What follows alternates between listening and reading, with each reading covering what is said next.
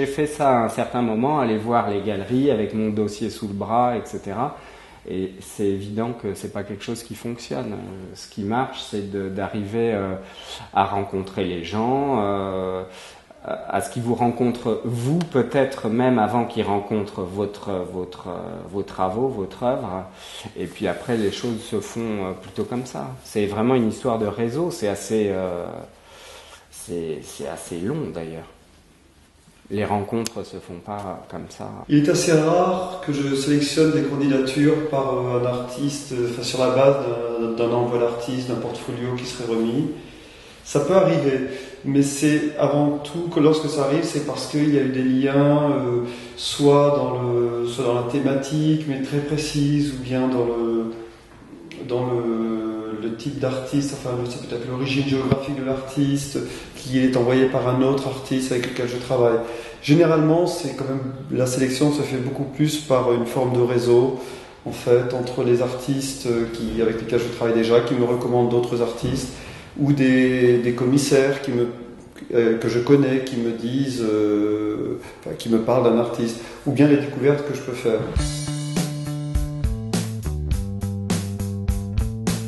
Je dirais de fréquenter les autres artistes, de fréquenter les collectifs d'artistes, de se rapprocher des artistes qui ont sa sensibilité, et puis par eux de se faire connaître des galeristes.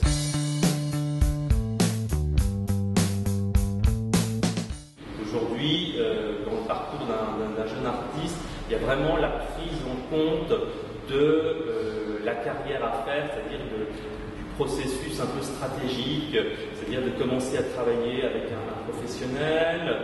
La vente aux enchères, ça fait partie aussi du processus. Si vous n'arrivez pas à vendre en vente, les galeries vont dire bon, ça va être difficile, est-ce qu'on tente le coup de monter une expo personnelle avec l'objectif étant de vendre un maximum d'œuvres, puisque quand vous montez une exposition, la galerie ou le marchand engage quand même beaucoup de frais, et c'est vrai qu'ils ne peuvent pas se permettre de prendre des risques inconsidérés. En tout cas, l'achat va se déclencher s'il y a un buzz autour de l'artiste. C'est pour ça que les galeries qui fonctionnent bien actuellement, c'est celles où un artiste on qualifie un peu de bankable. C'est l'artiste qui est demandé, mais ça peut être des jeunes artistes. Un artiste dit classique a autant de raisons d'être qu'un artiste des plus actuels, enfin des plus conceptuels et des plus contemporains.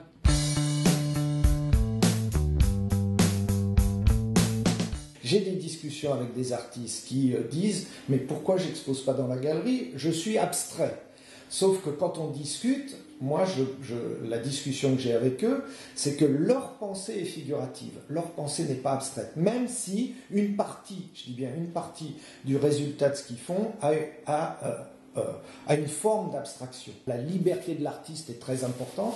Il n'est pas question ici dans la galerie, si un artiste travaille avec nous, il va travailler parce qu'il est dans cette pensée et dans cette ligne. S'il change de pensée ou de ligne, il n'exposera plus dans la galerie. Ça ne veut pas dire pour autant qu'il devient un ennemi ou que sais-je. Ça veut simplement dire que nous défendons une ligne, nous défendons une ligne artistique très précise et on va jusqu'au bout. C'est-à-dire c'est une pensée, c'est pas simplement une forme. Un jeune artiste qui a la pensée qu'il peut exposer dans la galerie, c'est-à-dire de cette tendance-là, la porte de la galerie est ouverte. Moi j'ai reçu des gens, des fois tout à fait impromptus, ils passaient.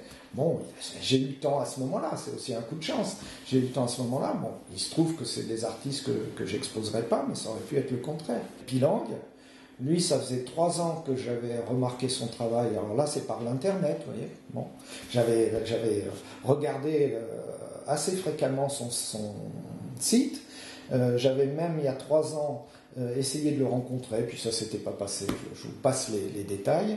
Et puis voilà, 3 ans après, il a sorti quelques œuvres que je trouverais vraiment très très bien et très dans cette ligne de la nouvelle génération sur cette tendance. Et pour la première fois, il a exposé dans cette exposition. Un galeriste est vraiment un accompagnateur d'artistes. Vous devez discuter avec lui de son projet. C'est un travail de collaboration et je dirais assez souvent d'amitié avec les artistes. Je vais régulièrement dans les ateliers, on discute quand un accrochage se fait. Et on fait un contrat moral. On le signe si nécessaire, si on a besoin de papier, mais il y a quand même d'abord un rapport de loyauté, rapport de confiance, et ça c'est très important. Donc c'est d'abord ça qui prime. En général, c'est un contrat moral, on va dire. C'est-à-dire que comme c'est une rencontre, en général, il y a une certaine confiance qui s'installe. Les galeries, elles sont vraiment un facilitateur. Elles sont au milieu de l'artiste sans lequel il n'y a pas de création, mais du collectionneur sans lequel il n'y a pas de marché. J'essaye d'avoir, comme vous le disiez, à l'étranger, en France, plusieurs points d'attache, plusieurs galeries qui me permettent de diffuser mon boulot, de le montrer et puis de le commercialiser, on va dire. Notre travail, c'est encore une fois la diffusion, la reconnaissance.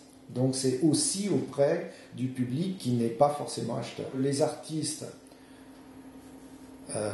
sont contents d'exposer dans la galerie parce que la galerie fait le travail de diffuser leur œuvre, de faire en sorte qu'ils aillent plus loin. Moi, je trouve ça très très important qu'un artiste connu ou pas connu ait suffisamment d'occasion de présenter ses œuvres, de les montrer à des acheteurs et à des non-acheteurs.